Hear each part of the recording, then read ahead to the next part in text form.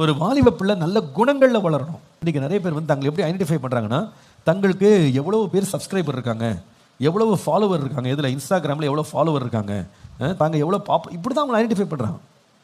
அங்கே இன்ஸ்டாகிராமில் இவங்க காட்டுறதெல்லாம் எதை காட்டுறாங்க? அவங்க தோற்றத்தை தான் காட்டுறாங்க. இப்படி நின்று போஸு, அப்படி நின்று போஸு, கருப்பாக இருக்கிறாள் வெள்ளையாக காமிக்கிறாங்க, ஒல்லியாக இருக்கிறாள் குண்டா காமிக்கிறாங்க, குண்டா இருக்கிறாள் ஒல்லியாக காமிக்கிறாங்க. ஏன்னா எல்லாருமே பார்த்தா நடிகை மாதிரி தான் அவங்க தெரியுறாங்க. அந்த மாதிரி போஸை கொடுத்து நம்பவே முடியல. கொஞ்ச நாளைக்கு முன்னாடி ஒரு பிரச்சனை வந்துச்சுன்னு சொல்லி ஒருத்தர் வந்து ஃபோட்டோ எடுத்து வந்து காட்டுறாரு. இந்த மாதிரிலாம் என்ன ஃபோட்டோ எடுக்க வச்சாங்கன்னு. நானும் கொஞ்ச நேரம் பார்த்துட்டு, நீங்களா அதுன்னு கேட்டேன். நீங்களா அந்த ஃபோட்டோவில் நீங்களா இருக்கீங்க அப்படின்னு கேட்டேன். அதுங்க ஆமாப்பா சார் நான் தான். என்னம்மா ஒன்றுமே தெரியல, நீ இருக்கிறதுக்கும் இந்த ஃபோட்டோவுக்கும் என்ன இல்லை, சம்மந்தமே இல்லை. பார்த்தா அந்த மாதிரி ஒரு போஸ்ட் கொடுத்து ஃபோட்டோ, இங்கே பார்த்தா பாவம் போல இருக்குது, இதில் பார்த்தா பாவியாக இருக்குது. ஏன்னா அந்த மாதிரி இன்னைக்கு இந்த ஃபோட்டோவை வச்சுக்கிட்டு தங்களை பிரதிபலிக்கிறதே ஃபுல்லாக ஃபோட்டோஸ் தான்.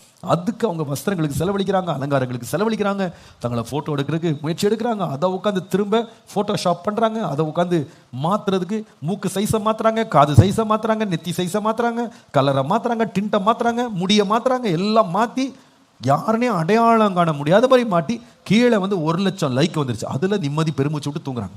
தோற்றத்துக்கு தான் இன்னைக்கு விலையா இருக்குது, தோற்றத்துக்கு தான். ஆனால் எதுக்கு